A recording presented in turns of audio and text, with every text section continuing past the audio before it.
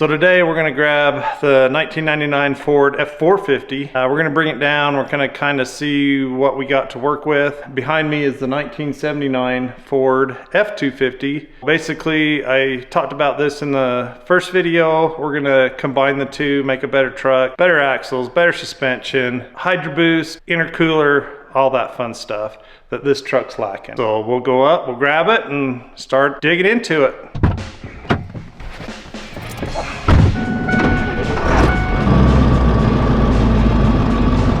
This may not work. We might get stuck. Probably ought to get it out though before. If you don't do it now, it's gonna be real later. Yeah. This is the 1999 Ford F-450. The biggest reason I bought this truck was for the transmission. It has the ZF6 transmission, which currently in the back of the truck. That's how I bought it.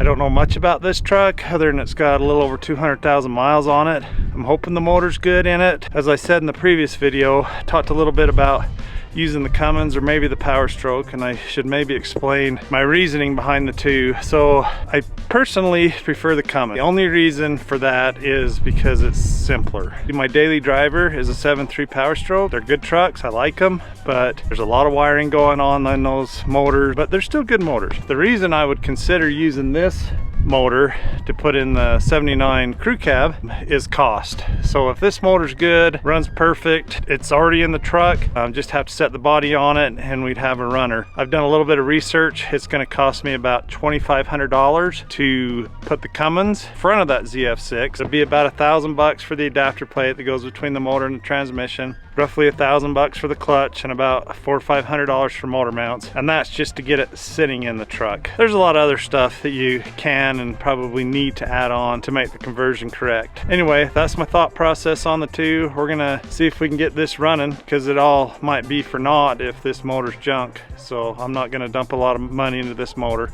Either it's good or it's bad. We'll figure that out. So what's your plan here? Just put a tow strap on it and pull? That's the plan. We got some good tow anchors on this. Let me see if the brakes work. Pretty sure they do. It feels like I got brakes. The starter's dangling. I'd like to maybe do something with that. What are we gonna do with this starter? This poor starter's already been beat to death. Like, am I even gonna be able to use that or not? Let's grab a ratchet and see if I can just take that off before we abuse it some more.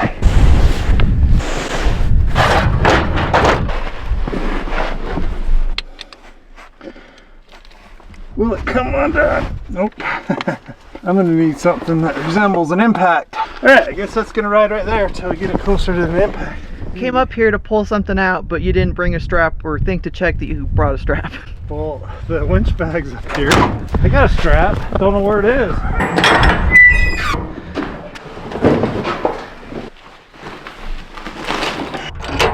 That D-ring goes real good with this truck.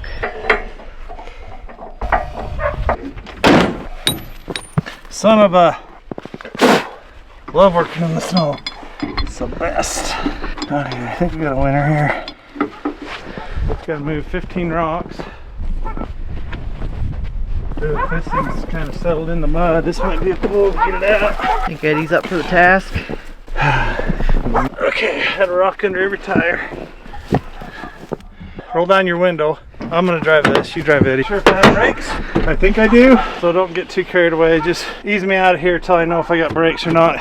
Okay? Alright, yell if it's an emergency. Roll your window down so you can hear me yelling. Ready? Ready.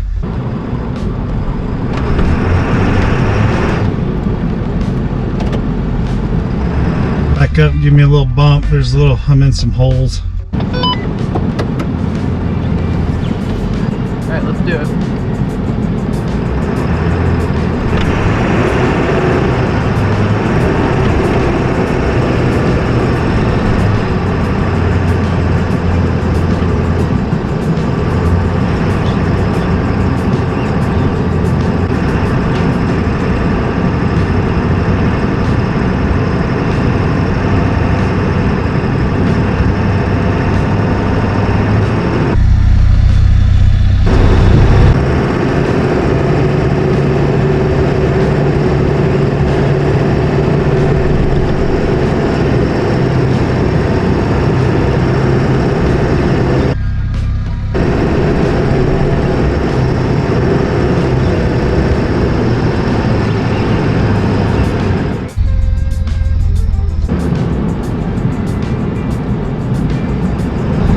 Okay, I think I got brakes. Not down the road? Yeah, go ahead.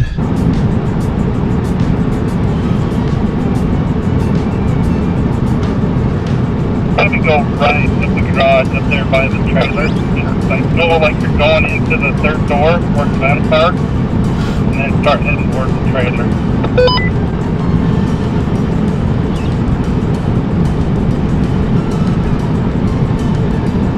Is that good? Yeah,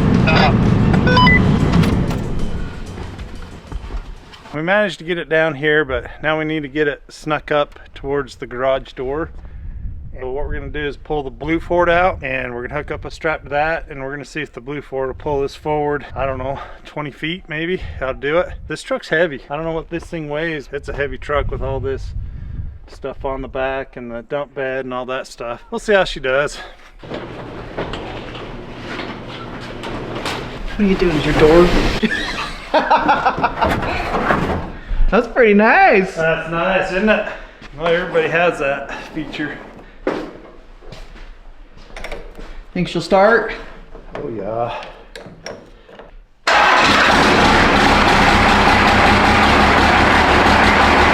a little colder today. Somewhere right here, so we can get this hooked up.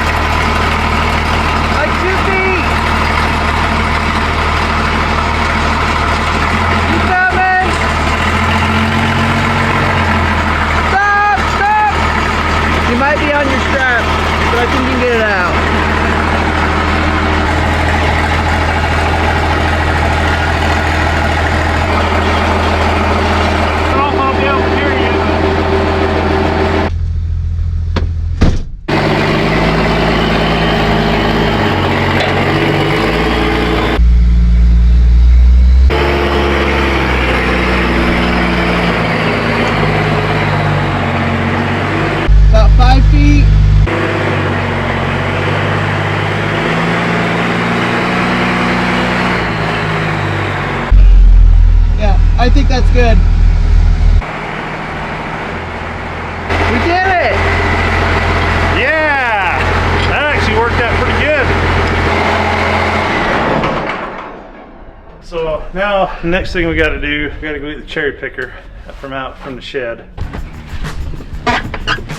Alright, back up to the shed. Everything takes 3 times as long and 3 times as hard in the winter, and we just barely got any snow.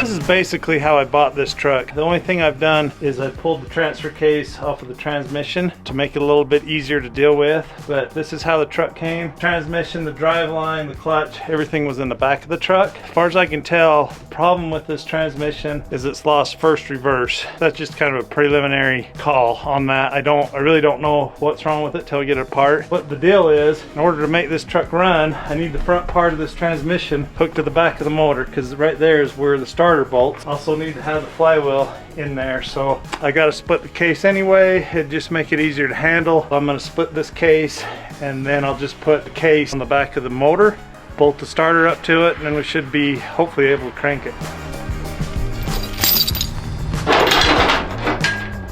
If I lift this up, can you slide this chain underneath? Is it up here? I was really scared. Hopefully that's Kind of centered. Probably not. Okay, let's see what happens. Oh, look at that.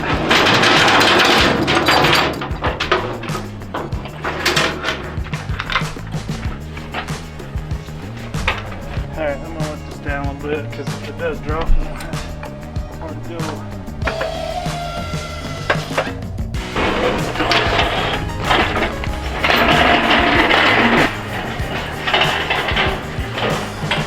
Where is the drain plug?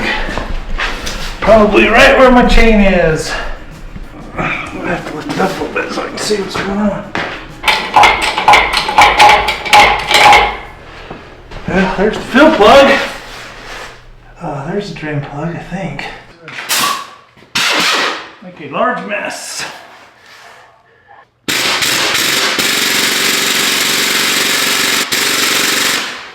Nope.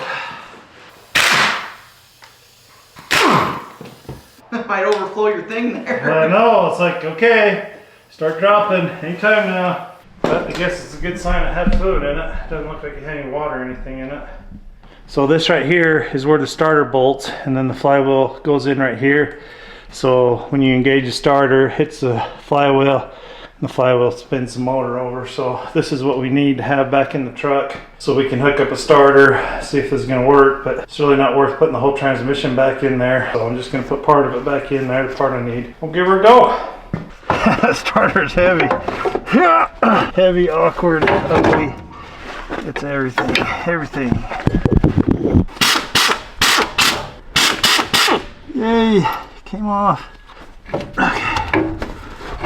There's a 400-pound starter. Solenoid right off of there. I'm not sure I can fix that. Let's see if I can get the rest of this off. Would you look at that? One more wee wire and we'll be in business. I think I might have to get at least a new solenoid to make this work. So when I bought this truck, the starter was already out of it, but they just left it hanging by the cables, the starter cables, the battery cables. Basically what it's done is busted off the back of the solenoid. So see if I can fix it. I don't think I can, so I'm gonna probably wind up buying another solenoid to make this work. So what I'm attempting to do here is spin the motor over by hand, make sure it's not locked up or anything weird like that, make sure it's not getting weird noises. Put a couple flywheel bolts in it. Oh, it's spinning. That's a good sign. Let's see if I can get a little bit better. Take me out. Try not to. Well, so far it feels really good. Feels like it should. Feels like it's got compression. I don't hear any weird noises yet. Complete revolution. Okay, half a revolution. Okay, that was one complete revolution. It feels like it's got compression. Everything feels normal. I did check the oil on this earlier. It does have decent oil in it. Didn't look like it had any water or anything weird like that in it. So if nothing else, maybe we can get it to crank. Can't guarantee we can get it to start, but we'll give her a go. Okay, try not to record my butt crack. Yeah. Hit that plug.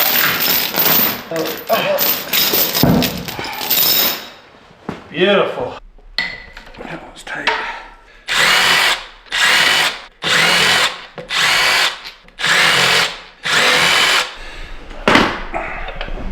Nothing weird going on there.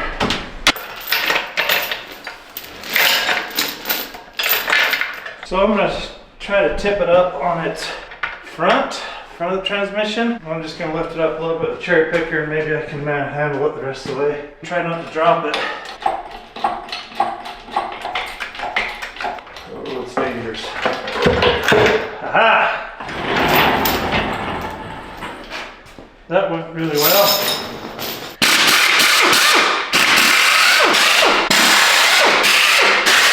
I'm not sure if this needs to come out or not, but I guess we'll just take it out. I think there's a detent in there, and if I remember right from the videos I have watched, that it's supposed to come out. Not really much else on there.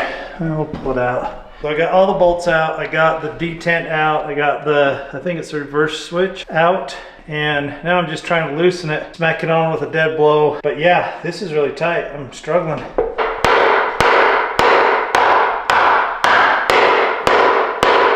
Maybe it's coming loose, I can't tell.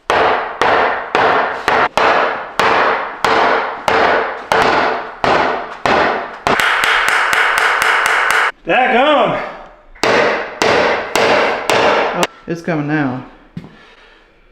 Nice.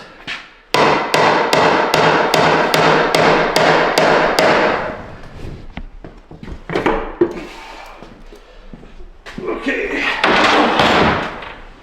Guess that was the way to do that. All right, there's a few more bolts in here, then we can separate this mess. 1, 2, and 3.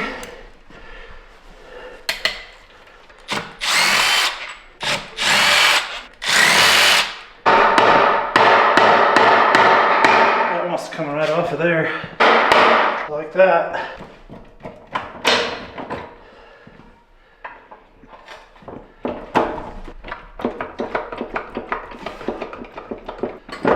It's there, it's out.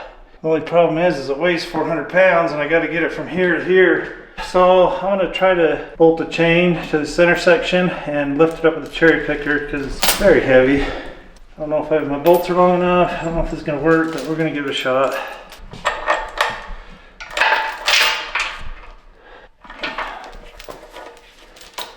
Oh, well, this might work. Or I could drop it all on the floor.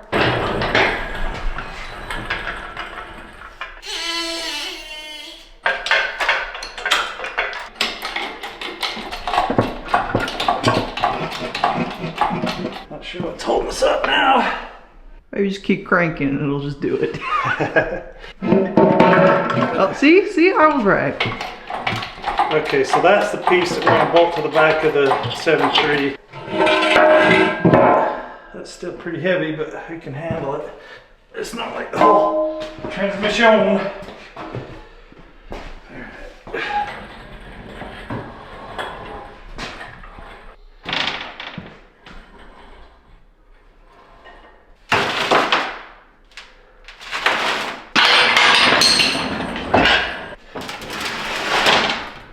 Okay, ta-da!